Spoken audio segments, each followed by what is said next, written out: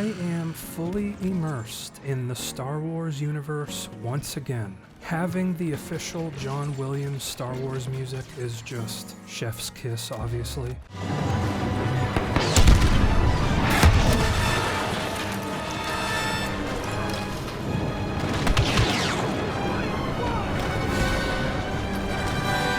It's tough to beat an experience playing a game with that soundtrack, if I'm honest. This game also has something for everyone. It has explosives.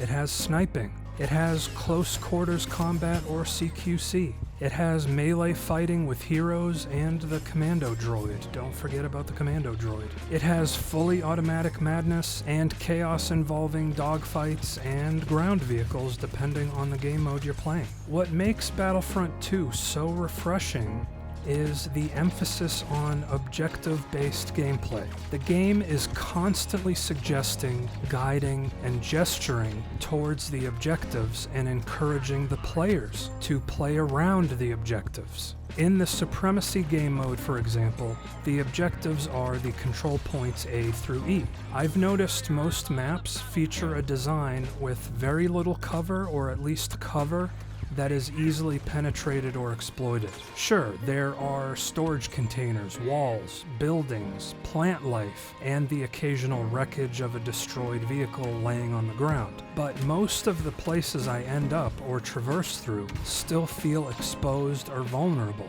No matter where I am, I still feel like there are an abundance of angles in which to shoot me from. That feeling forces me forward, forces me to keep moving deeper into every map, and I really enjoy that. I'm pretty sure you could remove the crouch ability from the game and nobody would even notice, at least on console. No one is really ever crouching or hiding in this game. Movement is life, after all. The time to kill, or TTK, in this game has a crazy range since there are trooper and commando classes with extra health, explosives for most classes, and there are the heroes we all know and love.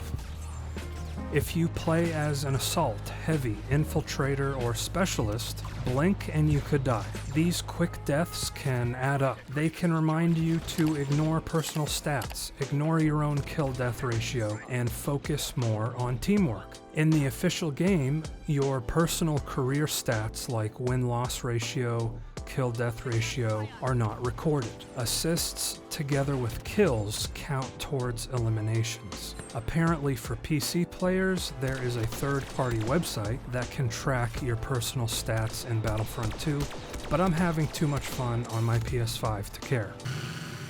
This game is far from perfect. There are balance issues and some bugs, at least from what I've experienced on my PS5 playing the PS4 version of this game. The game crashed once for me and it kept kicking me from one of the 40-man multiplayer game modes. Common in some Battlefield games and the ground war mode in COD Modern Warfare are players who sit in vehicles the entire match to farm kills and pad their personal stats. I noticed this happening in Battlefront 2, but it was way less often. What is almost guaranteed in every Battlefront 2 match is someone playing as a hero, never dying, and farming kills against us plebeians the entire match, which then prevents other players from being able to play as heroes, since there are a limited number of hero slots available to play. This is probably why I became so familiar with the Special Trooper and Commando classes in this game. I honestly loved those classes more than the heroes. Flying through the air using the jetpack classes is thrilling on every map and really complements the objective-based gameplay. Your team will appreciate your speed with the jetpack, decreasing the travel time to objectives, allowing you to spend more time at set objectives. The commando droid has a deployable smokescreen and a melee attack combo that is on a cooldown.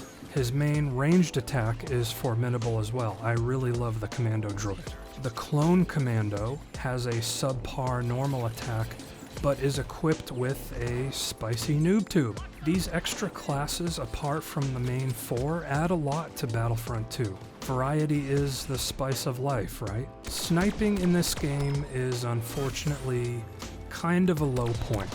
In a game that emphasizes objective-based gameplay, standing still for relatively long periods of time, aiming for the perfectly placed shot, isn't that popular. It's not satisfying to snipe or even practical most times when there are automatic weapons assaulting you from enemies with way more health than you. I am not compelled to snipe in Battlefront 2, to be honest. I am someone who has committed hundreds of hours to sniping in games like Battlefield Bad Company 2, Battlefield 3 and 4, Counter-Strike, various Modern Warfare and Black Ops games, and even Tribes Ascend. So to forfeit sniping in an FPS is a real shame for me, but this game has plenty else to offer. We all know the likelihood of a Battlefront 3 is approaching 0%. EA will be working on the release of and support of Battlefield 6 after launch, plus additional projects. In 2021, EA apparently rejected a pitch for a Battlefront 3 game due to high licensing costs and a business decision to focus on other IPs or intellectual properties. Some good news is that EA is working on new Star Wars games, even a tactical turn-based game set during the Clone Wars. As a Star Wars fan, I will continue for the rest of this year at least to get my fix from Battlefront 2, but also games like Star Wars The Old Republic, and I look forward to new titles from Electronic Arts. Thank you so much for watching. If you made it this far, I appreciate it, and I hope you join me in the next video.